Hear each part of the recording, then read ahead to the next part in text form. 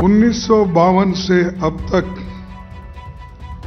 किसी उपराष्ट्रपति के खिलाफ संविधान के आर्टिकल 67 के अंतर्गत resolution for removal of vice president नहीं लाया गया, क्योंकि वो हमेशा निष्पक्ष और पूरी तरह राजनीति से परे रहे। वो कभी राजनीति नहीं करे, केवल सदन चलाना, और वो भी जो सदन के रूल्स और रेगुलेशन होते हैं उसी के तहत वो सदन चलाते रहते थे। आज रूल्स को छोड़ के राजनीति ज़्यादा हमारे सदन में हो रही है। पिछले 3 वर्षों में उनका आचरण उनके पद की गरिमा के विपरीत रहा है। कभी वे सरकार के तारीफ में कसीदे पढ़ने लगते हैं, कभी खुद को आरएसएस का एकलव्य बताने लगते हैं। इस तरह की बयानबाजी उनके पद को शोभा नहीं देती। बार बार विपक्षी नेताओं को बोलने से रोका जाता है। उनकी निष्ठा संविधान और संवैधानिक परंपराओं की जगह सत्ताधारी दल के लिए है। वे अपनी अगली प्रमोशन के लिए सरकार के स्पोक्स पर्सन बनकर काम कर रहे हैं। The biggest disturber in Rajya Sabha is the chairman himself. Bharat के उपराष्ट्रपति पद का देश का दूसरा सबसे बड़ा संवैधानिक पद है। महान विद्वान doctor Radhakrishnan, doctor Shankar Dayal Sharma ji, justice Hidayatullah, KR. Narayanan समेत कई महान लोग इस पद पर बैठ चुके हैं और काम कर चुके हैं। 1952 से अब तक किसी उपराष्ट्रपति के खिलाफ संविधान के आर्टिकल 67 के अंतर्गत resolution for removal of vice president नहीं लाया गया, क्योंकि वो हमेशा निष्पक्ष और पूरी तरह राजनीति से परे रहे।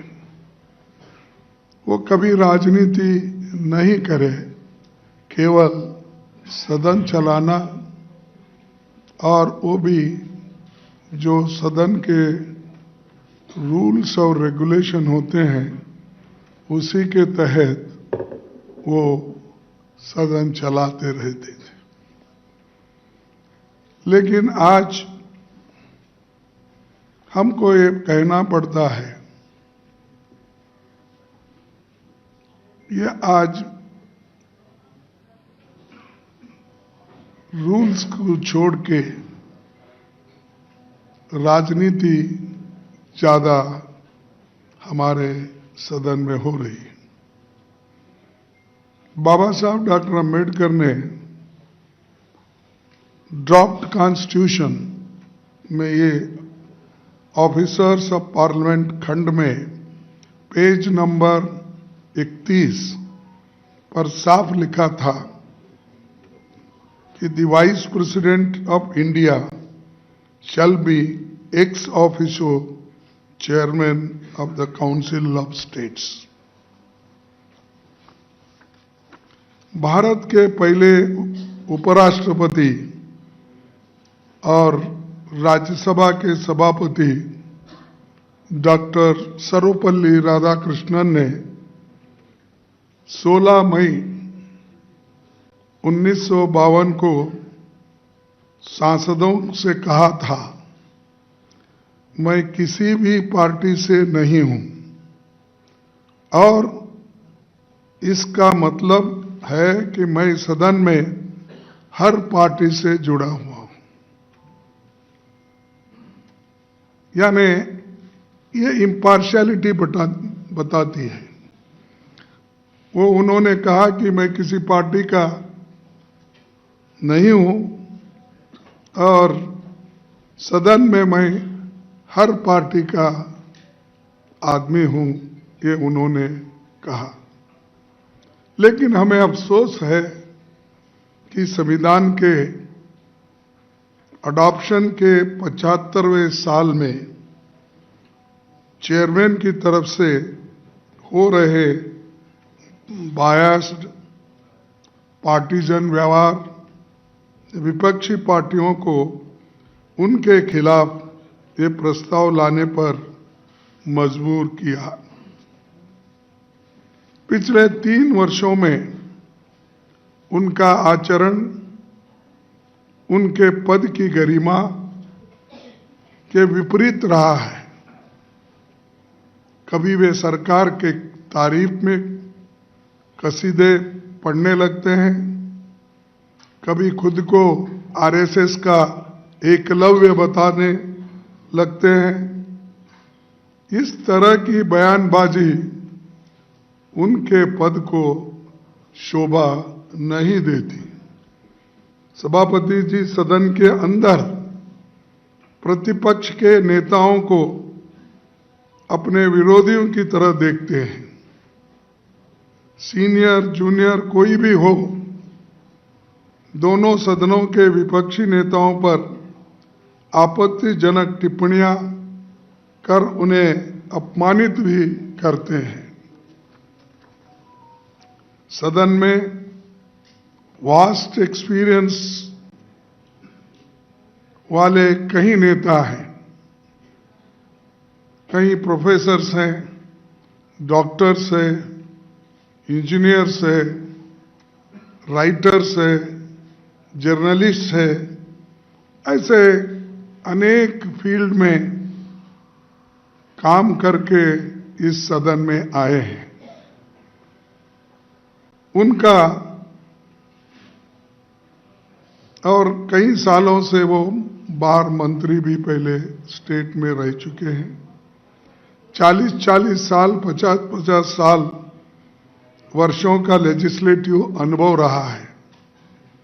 ऐसे नेताओं की भी सभापति जी हेडमास्टर की तरह स्कूलिंग करते हैं, उनको प्रवचन सुनाते हैं और अपोजिशन पार्टी के लोग या नेता लोग 5 मिनट बोले तो 10 मिनट उनका भाषण खुद ही होता है। तो आप जर्नलिस्ट हैं, आप लोग सभी विद्वान हैं, इंटेलेक्चुअल हैं। हाँ, आप सबको मालूम है, आप टीवी में भी देखते हो, अंदर आने का अगर आपको प्रवेश मना उन्होंने पहले से किया है तो कम से कम आप सुनते तो हो। तो मैं ये कहना चाहता हूं, संसद में विपक्षी की तरफ से रूल्स के तहत जो भी महत्वपूर्ण विषय उठाए जाते हैं उन पर चेयरमैन प्लान्ड तरीके से संवाद, बहस, वाद विवाद नहीं होने देते। बार बार विपक्षी नेताओं को बोलने से रोका जाता है। उनकी निष्ठा संविधान और संवैधानिक परंपराओं की जगह सत्ताधारी दल के लिए है। वे अपनी अगली प्रमोशन के लिए सरकार के स्पोक्स पर्सन बनकर काम कर रहे हैं, ऐसा हमें दिख रहा है। मुझे ये कहते हुए कोई संकोच नहीं कि the biggest disturber in Rajya Sabha is the chairman himself. सदन अगर डिसरप्ट होता है तो उसका सबसे बड़ा कारण हमारे चेयरमैन साहब है, और दूसरों को वो सबक सिखाते हैं और बार बार इंटरप्शन करके हाउस को बंद करने की कोशिश रूलिंग पार्टी से और चेयरमैन साहब की तरफ से ज्यादा होता है, अपोजिशन पार्टी से कम होता है। ये आप इस सेशन में